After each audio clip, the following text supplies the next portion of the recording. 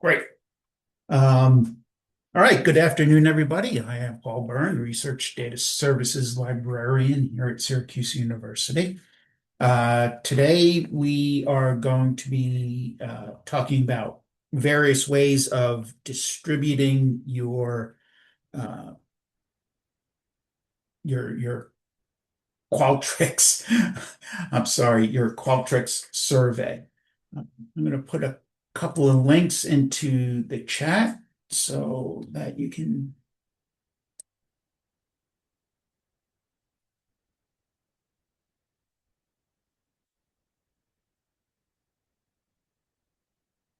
That's my uh, guide page on Qualtrics, and this one is the um, outline for today's class. And I forgot to print it out, so I need to open it again and then move it.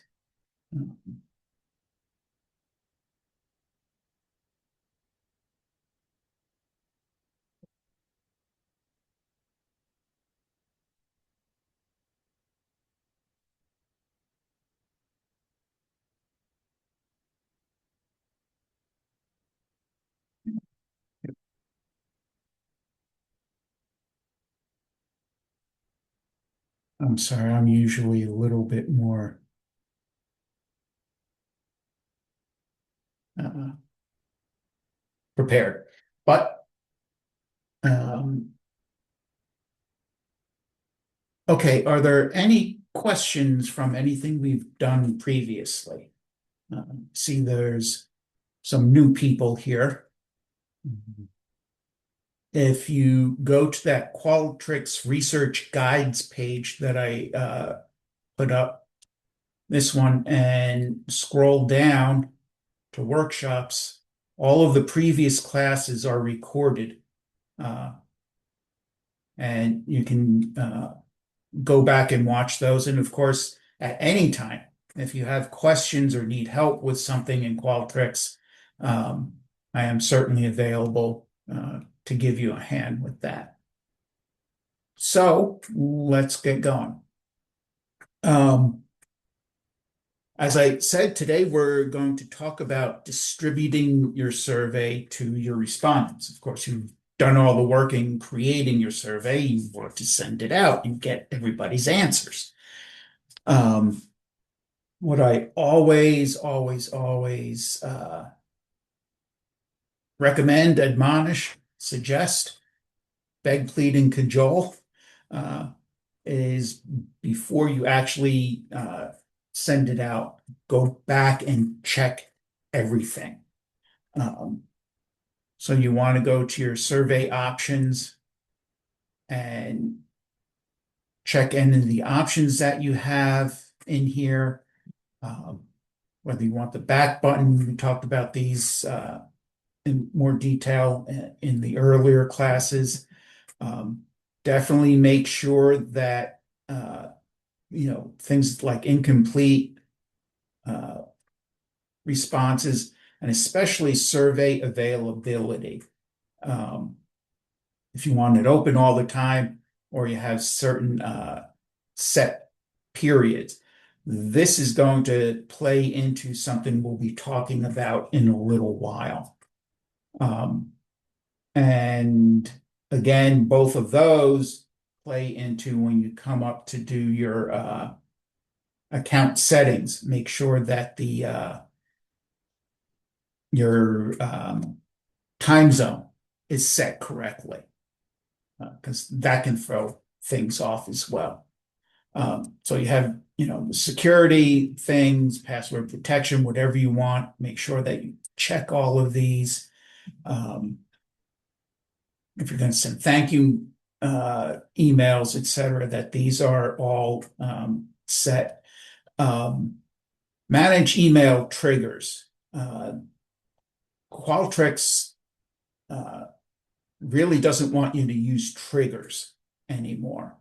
That's because they're an old way of doing things, and the only reason they still have it there is that older surveys, legacy surveys, still need it. So most of the things that you do with email triggers you can do in workflows, which we'll talk about briefly in a little while. Of course, go back and look at all your look and feel kinds of things. Um, Make sure all of this is the way that you want.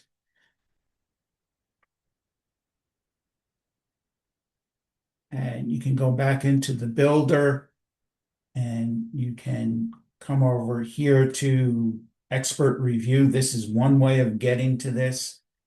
Um, Looking through your survey for any issues. As I mentioned way back when we first looked at this, you kind of got to take some of this with a grain of salt um, because they'll say, oh, if you have too many text fields, well, sometimes you need those text fields. You're asking for, name, first name, second name, email, phone number, and other things, and you have to ask them. And this will also check your accessibility as well. And again, some of those are kind of a trade-off, a judgment call. Always go for making things accessible, but sometimes you can't do what you need to do and still have it accessible.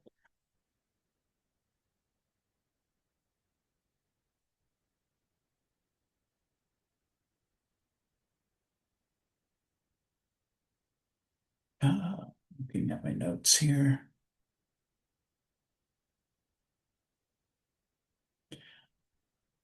Another thing that I am a great fan of is if you come up here to tools and generate test responses. We did some of this last week and also before. This just creates, I guess, dummy responses, random responses to your survey. And it's a good way of being able to look at the kind of data that you'll get back. And as I mentioned last week, when you're doing randomization in your survey flow, it's very important to do this and to make sure that the randomization worked correctly. The other thing that generating those test responses does, or allows you to do, is you can now download all of that data, export it to, and we'll look at this more next week, CSV, Excel, SPSS. You can download your data and then start, say if you're using SPSS or R or something, you can start writing your code that you need to process and analyze your data while your survey is being administered. And then all you have to do is just change the file name in your program. So it's a way of, kind of getting ahead of the curve.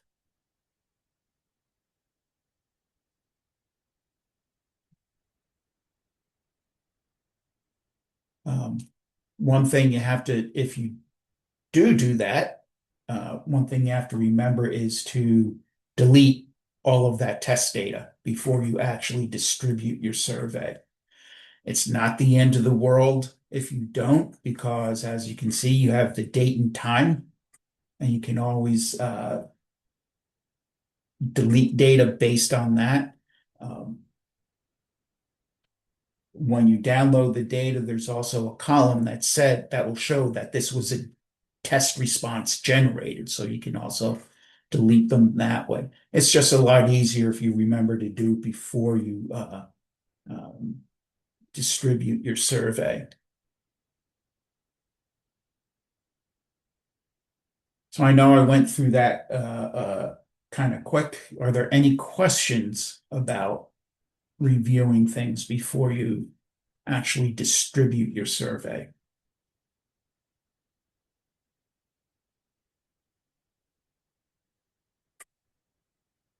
Okay, so you've created your survey, you've done all your testing, everything works the way you want it to, you've cleared everything, all the test data out. Now it's time to actually send your survey out.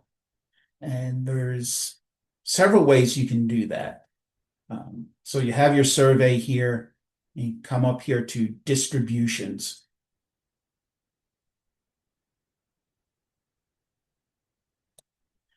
Now, if you're following along, your page might look a little bit different. Once you start testing things in this portion, this screen will look a little bit different. But over here on the left, you have all the different ways of distributing your survey. We don't have access to all of these. Anonymous link and emails are the ones that you will be using more often. Personal links will generate a custom link for each respondent in your contact list, which we're going to talk about in a moment. And then you can download that and use a different mailing service, maybe Outlook or some other platform. Text messages, we don't have access to. You got to ask the admin for it. Various social media links. And as it says, when sharing a survey through this section, the social media site the respondent comes from will be recorded in each response as an embedded data field. So you can put all these links on these different social media sites, and you'll know where each person came into your survey from. You can also use Qualtrics offline. So if you're going out into the field where there is no internet, you can administer the survey, say face-to-face as an interview and record all of the information. You can create QR codes to put on posters or any place else. You can download what they call the distribution. It's just, the information as to who was sent the survey. You can also pay Qualtrics to create, they're calling it a panel. That's an old word for it. They will gather, create a contact list for you. So if you want to send it out to the entire country or something, they will create a sample for you. You do have to pay for that. And again, this thing, panel, you'll see 3 different words: panel, contact list, and directory. They're all the same thing. It's just they've changed the names over the years as they've evolved these kinds of things, and some of the names are still floating around. But panel, contact list, and directory are all basically the same thing. So one of the most common ways of distributing your survey is using an anonymous link. And you can copy the link as it says, and then you can paste this into a web page, an email, or any place else that a link will work. Thing about the anonymous link is, as it says, it can't be tracked and it can't be used to identify respondents. That's because every respondent gets the same link. That being said, it will still collect the respondent's IP address and latitude and longitude, which is based on the IP address. IP address is considered personally identifiable information. So Technically, if the IP address is in there, it's technically not anonymous. Uh, but of course, you have to go through some gyrations um, to find the IP address and who it might belong to. Um,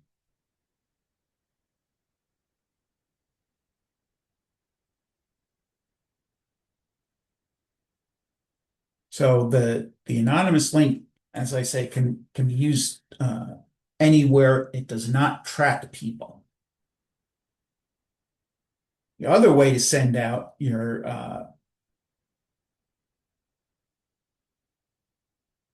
survey is through emails to a contact list.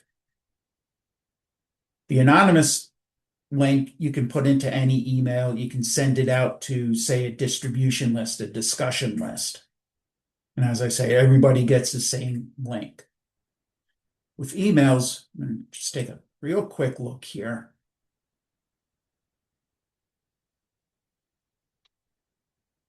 Click on Compose Email. As you see, it wants you to select a contact list. So I'm going to show you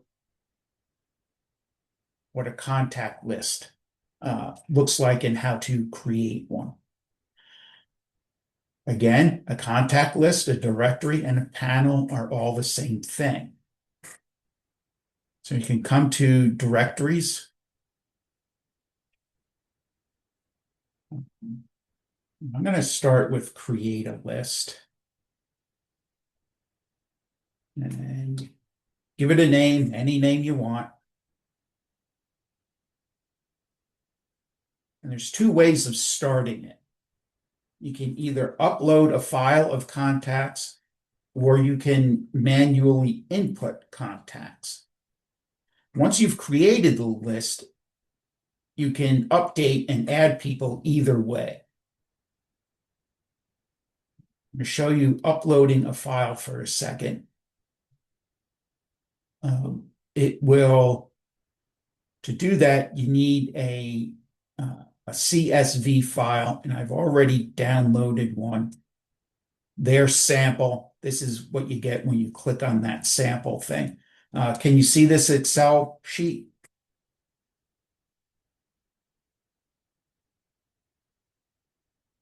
Yes. Yes, okay, thank you. Your list that you would upload to create or populate your directory contact list panel has to be CSV. And the first four columns must be first name, last name, email, and what's called external data reference. After this, after external data reference, you do not have to have any other columns. So just because this is the sample doesn't mean that you have to have department and you have to have city. You don't. It's just to show you. External data reference does not have to be populated either. It can be blank, and most of the time it will. This column is a holdover from way, way, way back. And it was just easier to keep it, I guess, easier to keep it in rather than really change how everybody does everything. At minimum, of course, you need to have the email populated because, of course, that's how you're sending out your survey. So you would put all your information in here. As I say, first name, last name, email, external data reference at minimum. And then upload it. You have delimiter if it's a CSV. There's different ways of doing that. Enclosing multi-word things, like if it says Syracuse, comma, New York, and you want that in one field, how that's delimited. The other thing you can do is add everything manual. As you can see, first name, last name, email, external data reference. You don't have to put anything in phone number or language. You can click there and usually you can take that out, but that's not a big deal. And you can just go ahead and say all, whoever.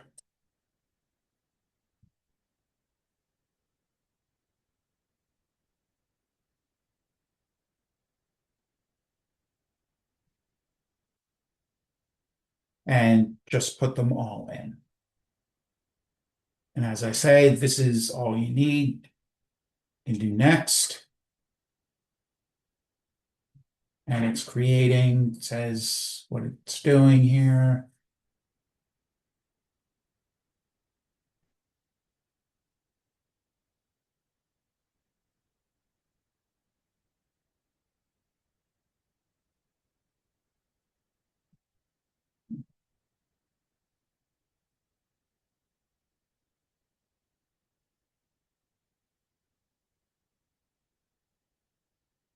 And we could come in here and we see my information. Status is opt in or opt out. That's, you've seen little links at the bottom of surveys or emails that saying, to unsubscribe or opt out of this list. Click here. That's what this shows, is whether the person's opted in or out. First name, last name, email, external data reference is blank, language is blank. You can click on the person's name and see other information, timeline of anything that has been sent, what lists that person is in. Any person can be in any number of lists. I don't want.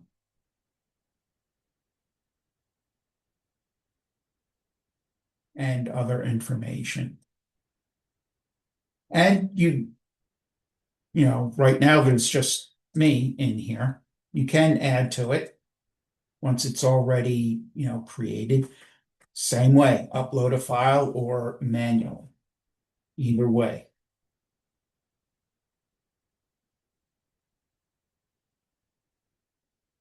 So now you have a contact list. You can go back to the survey.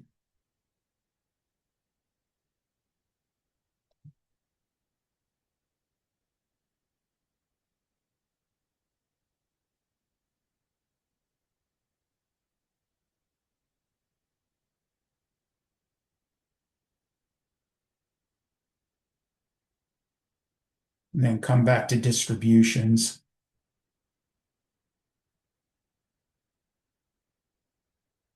And use emails. We'll do compose email.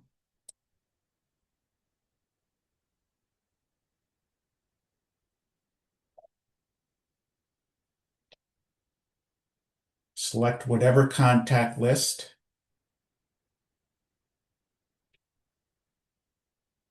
And you can do the entire contact list. You can create samples from, if you have a really big one, hundreds or thousands of people. Or you can send it to one single person at a time in your list. Most of the time, it's going to be the entire list. The from information is taken from your settings. You can always change it on the fly.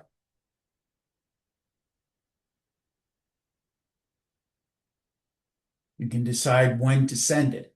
In an hour, 8 hours, 28 days, a custom thing, or send it right now.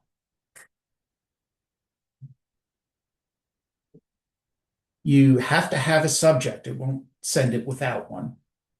And you can have subjects already made up. Can you send to an already established listserv? Yes. Um,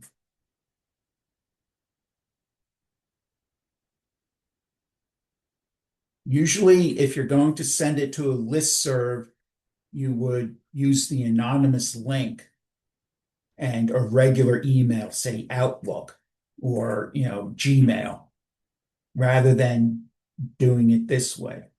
Um, this is really to send to individual people when you know their name, and their email. So you can call it anything you want. You can have pre-made messages already in your library, or you can just go ahead and type stuff in. You do not want to mess with these codes down here. This is the survey link. And this is so that this is the URL. You often see this, click here to take the survey or copy and paste. I'm sure everybody's seen those before. And then the opt out link, unsubscribe. Um, as I say, you don't want to mess with this.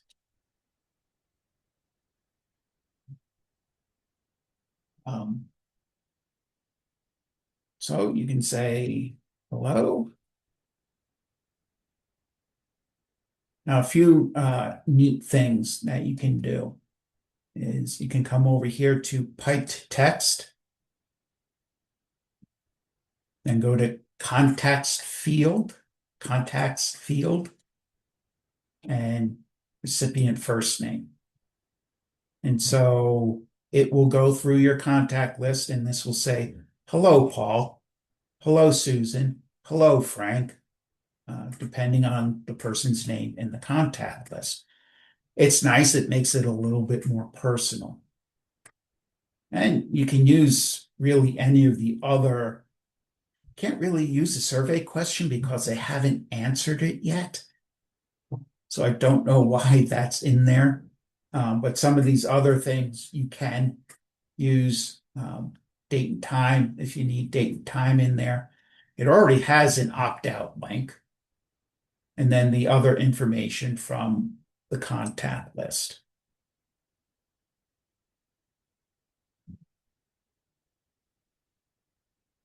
You can also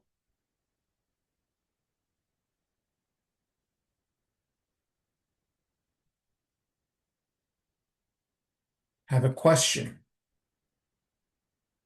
in the survey, from the survey in the email. Sometimes this makes it a little bit more likely, perhaps, that people will respond to the survey. Sometimes not.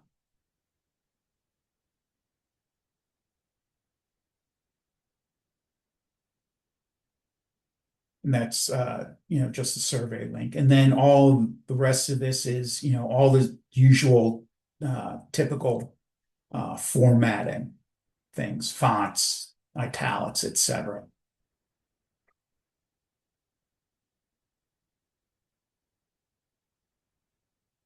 Now, very important is come down here and click on advanced options.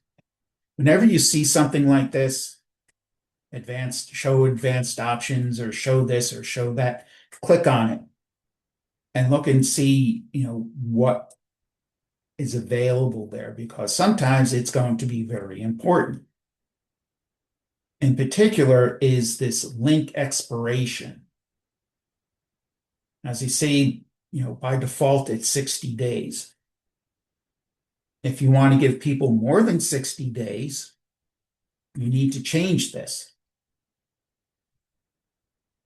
It's a real pain in the neck if people need to respond to your survey after it has expired.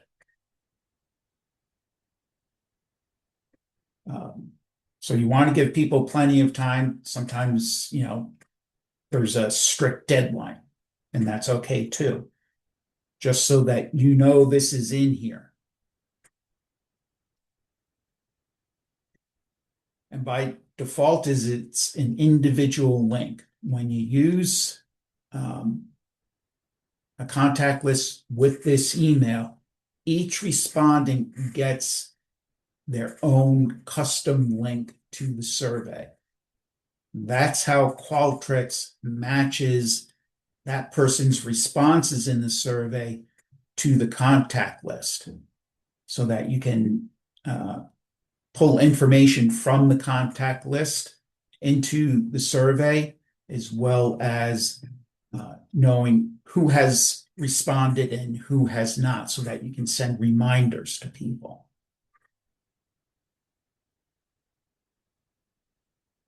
Multiple completes means a person can complete the survey multiple times. But as it says, reminder and thank you messages are not compatible, because reminding somebody about something they can do multiple times doesn't make a lot of sense. You can also send an anonymous link using your contact list. It says reminder and thank you are not compatible. This link type will not track identifying information of respondent. This could be useful, say you're sending out say an opinion survey to students in a class or in a school, and you want your survey to go to specific people, those specific students, but you still want their responses to be anonymous. So this is a convenient way of doing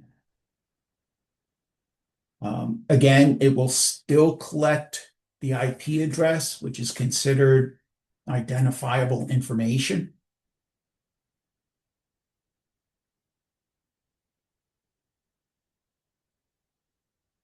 I'm going to go back to individual because that's mostly what the email is for. You can send yourself or somebody else a preview email. Just put your email in here and click send, and then you'll see what the email looks like that's going to go out to everybody. Or you can click send now, and it will send the email to everybody in the contact list that you have.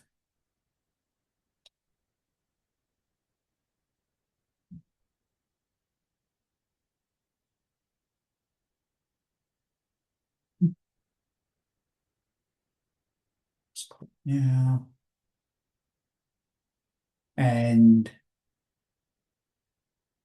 we'll get this information. It says in progress, 0 started, 0 finished. It's sent. You show details.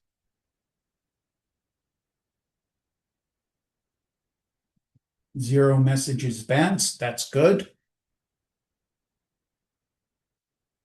And then you view the distribution, which is just taking a look back at the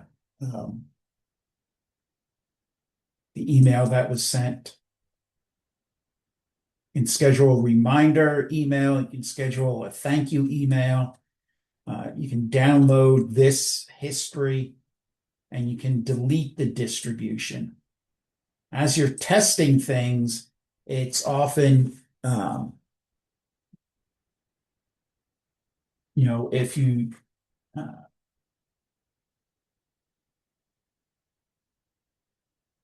you send out your survey, and some people, as you're testing it, and some people or you're answering it, if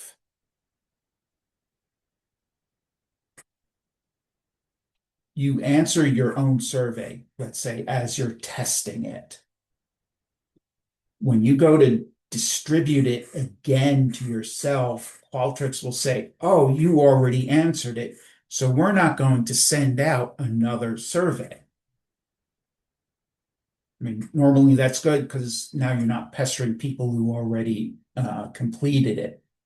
What you need to do is delete the distribution. You're not deleting data, you're not deleting people from your contact list, you're not deleting anything from the survey itself. It's just the record that you sent this out. That's all it does. And now it's like you never sent it to anybody. And so you can go through and test it again. Uh, Does that, did I make sense with that? Sometimes I do, sometimes I don't. Yes. Okay, good. Going through, just making sure.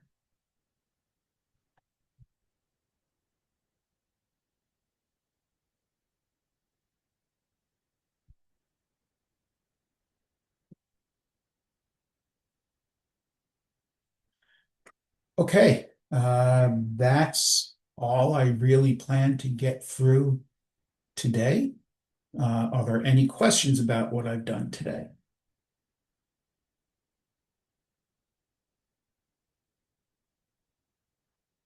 Are there any questions about anything we've done previously or just in general about Qualtrics? We have a little bit more time.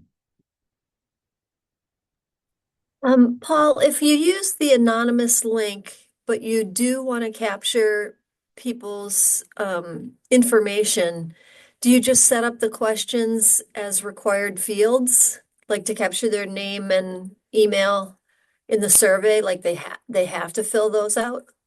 Yes, yes, And you thank you. probably covered that in an earlier, I'm going to go back to the ones I missed and watch the recordings. Um, Yeah, if you send out an anonymous link, like you send it out to a listserv, as you asked, Mhm. you don't have anybody's individual name or email. So yes, you need to explicitly ask for that. Okay. Um,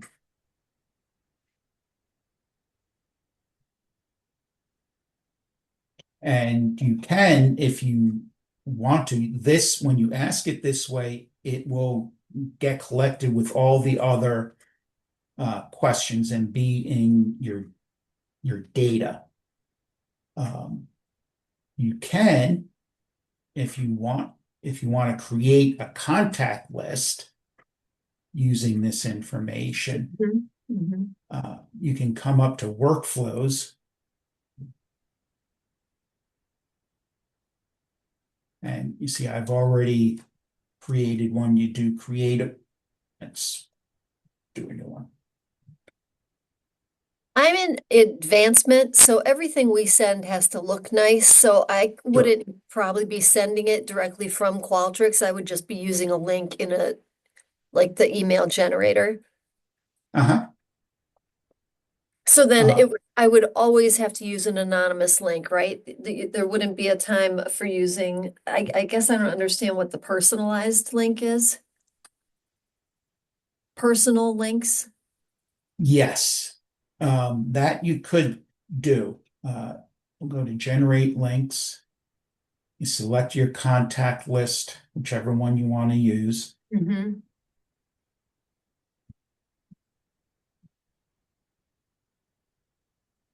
And then generate links. And what this is doing is it's creating a bit with Notepad.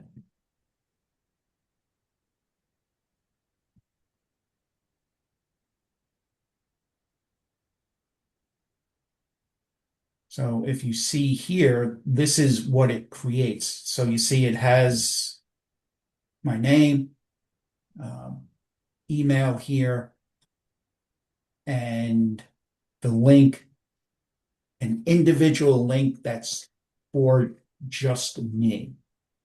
And if I had, 50 people in here, each person would get their very own link.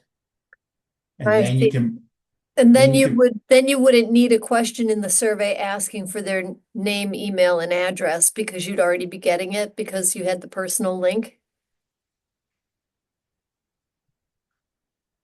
yes, and you already have their other information in the contact list. So this is the link that you would want each individual person to get in their personal email. That way, Qualtrics will track the individual person. So then, you would have all this information and you would bring it into Outlook or whatever other mailing system you're using. I see. Okay, I see. Mhm. If this is something you want to do, I can certainly help you with it. And um, as I always say, test it before Yeah. you actually send it out. I, Um, I think that I'll said, stick with the anonymous. that sounds painfully obvious, but there's a reason I keep saying it, because sometimes people don't do that. They don't test things and they just send it out and it goes out and it's like, oh my God, there's all kinds of problems with it.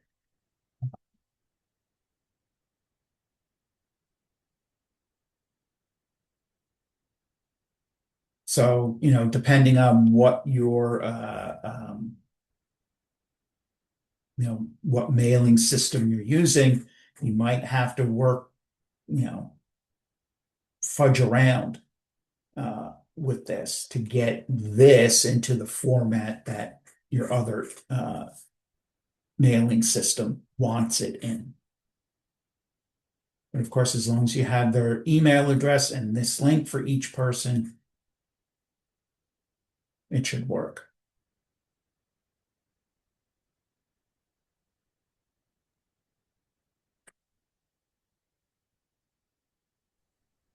Any other questions about distributing or really anything else in Qualtrics?